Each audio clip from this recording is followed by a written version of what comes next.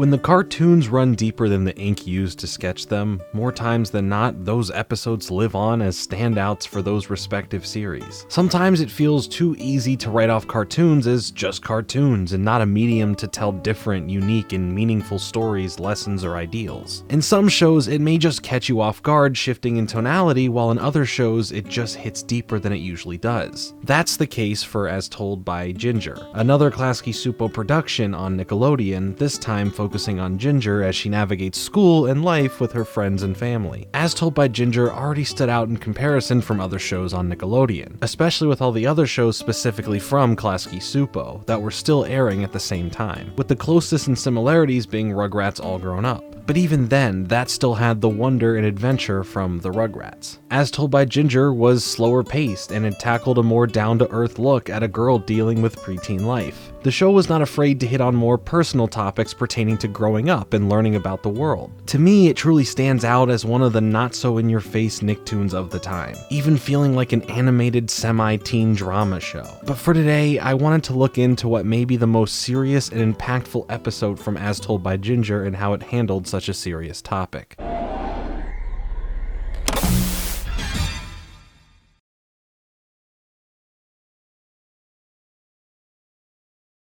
As Told by Ginger, Season 2, Episode 17, And She Was Gone. The episode starts off with the shot of a raven flying through the town. A quick glimpse of a girl walking within what seems like a desolate town is shown before we enter the school classroom, where in which Ginger's teacher is reading some poetry. Once she is finished, it seems like Ginger is half paying attention, keeping her mind to the window but her eyes to the teacher. The main thing that she retained from anything in that class was entering the poetry writing competition, where the winner's work would be published. As she leaves the school, it turns into a bright light as she vanishes within it, and we'll bring that back up later on. Now at home, Ginger starts writing her poem, and the words seem to pour right out as we see the visualization of the typewriter turning into strings that hold up a marionette girl. We hear part of the poem through Ginger's narration before interrupted by the tea she was making. At the school, once the teacher reads her poem, we as the audience still have not heard the full thing. So it comes as a surprise when the teacher, while saying Ginger's writing is great, is concerned about the story Ginger was telling. It was dark, and Ginger was excited that she can write something that can evoke these emotions, but the teacher wants her to see the school psychiatrist. Ginger is conflicted with her emotions now more than ever after being so proud and into the work she wrote, only to feel sad and let down when the response to her work is that her herself may have some issues.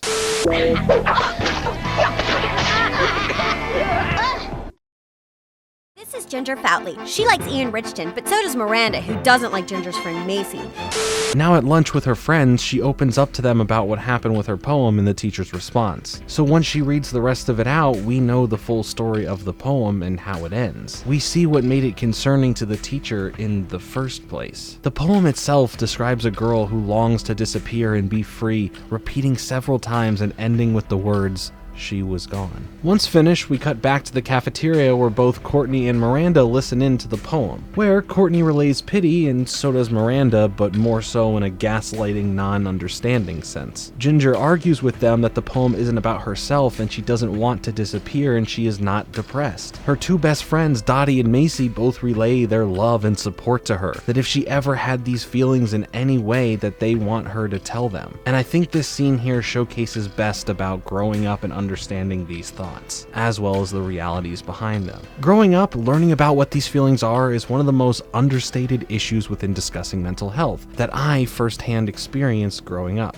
It's hard to communicate that in which is new to you, and the fears that come with opening up, and fear of being looked at differently by family, teachers, and peers. Showing the dualities in this episode between responses by Ginger's peers paints a very realistic picture of how others perceive and understand situations like this differently. Again, pointing back at those emotions being felt or not for the first time. The next day, Ginger speaks with her school psychiatrist, who she has a hard time going into her feelings with. Afterwards, Courtney, now dressed in all black, including her hair now being black, claims to be sad and now dealing with struggles, telling Ginger that she's not the only sad one in the school. Now, while sure, Courtney may have her own things that she is going through, this is her baiting at attention from others like she usually does. This also gets called out about later by the psychiatrist. But with the pity she felt for Ginger, plus the validation of being seen, the literal opposite of the poem, this is still, in a way, Courtney reaching out in some form. Now, I'm not going to sit here and diagnose a fictional character, but it still does allude to her own situation going on in itself still falls into the category of what she's really reaching out for. So whether or not it was in the intention of the writing to have Courtney react and contribute the way she did, it shows how deep and different the interpretation of these feelings can be. I mean, this episode was nominated for a Primetime Emmy Award for Outstanding Animated Program. Sadly, it lost to The Simpsons. Ginger's mom read the poem and was the only person to not judge one way or another on what Ginger was feeling. She loves how Ginger expresses herself within the poem and tells her some mind-easing words of wisdom. You don't have to be afraid of your feelings, ever. No matter what they are, no one knows you better than you know yourself. So don't let people try to convince you that you're someone you're not. A deeper, more concise way to clear the worries of others perceiving you and how to understand yourself. We finish up with Ginger realizing that a bit of herself is in the story she writes, and thanks to the group session she has at school with a psychiatrist, is appreciative of the fact that she can share all these feelings. She understands why people had the reactions they did to her poem, as everyone can at some point pick out and relate to those feelings and see themselves within the work. Through writing the poem,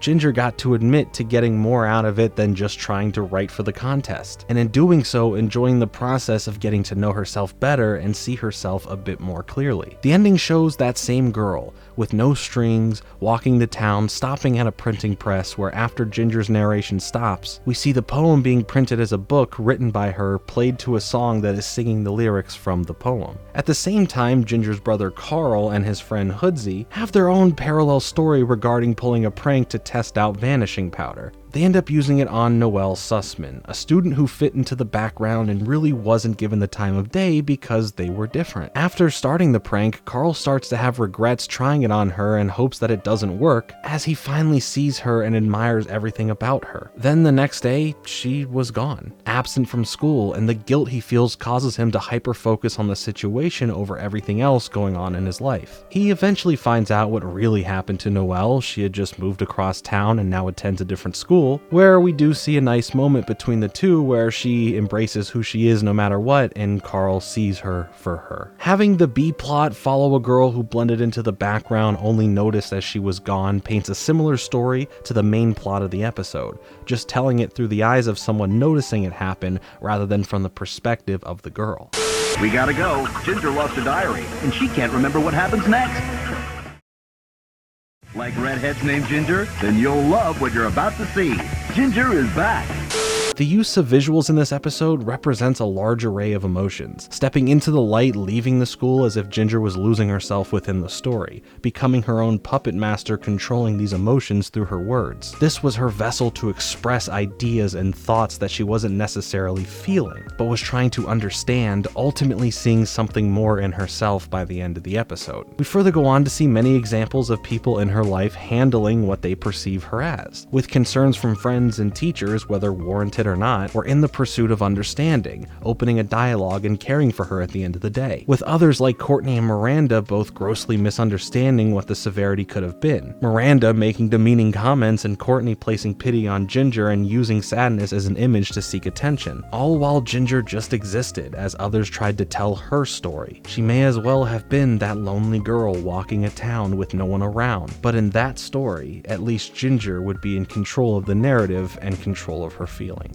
I'm sure there are many ways to fully dissect it and discuss it, but I think this episode really handles the topic of depression in adolescence quite well, and in a real way, with how others around understand it and how maybe you as an individual feel or not feel about it. Now, mental health is something I'm a big advocate for. Usually every year I get involved with NAMI, the National Alliance on Mental Illness. This year is no different, as well as this is not a sponsor in any way, shape, or form. In fact, this year I have teamed up with a fellow friend and YouTuber, Leonhart, Leonhart, you probably know him from his Pokemon card videos. He reached out to me and a total of 72 other creators across different social platforms to raise awareness and come together to try and raise a total of $1 million or more for NAMI. Ongoing right now until the end of the year, if you do donate through the link in the pinned comment, you'll be entered to win some incredible vintage Pokemon card products and more. So I will not only be opening this Pokemon Base Set 2 booster pack for you all right now, I will also be donating the current value of this pack to the campaign. Thanks so much for those who choose to help out in this year's #GiveAHeart campaign with Leonhart and all the other creators involved. Mental health isn't a topic to take lightly. While I won't get into my own personal detailed experiences, this all truly means a lot to me and I'm grateful for your time. What are some other episodes in cartoons, not specifically just As Told by Ginger, that may resonate with you,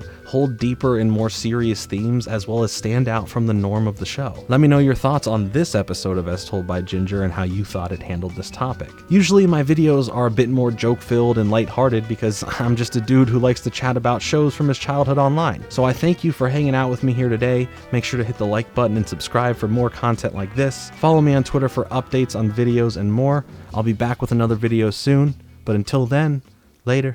Chose to walk alone, though others wondered why. Refused to look before her, eyes cast upwards toward the sky. She didn't have companions, no need for earthly things. She only wanted freedom from what she felt were puppet strings.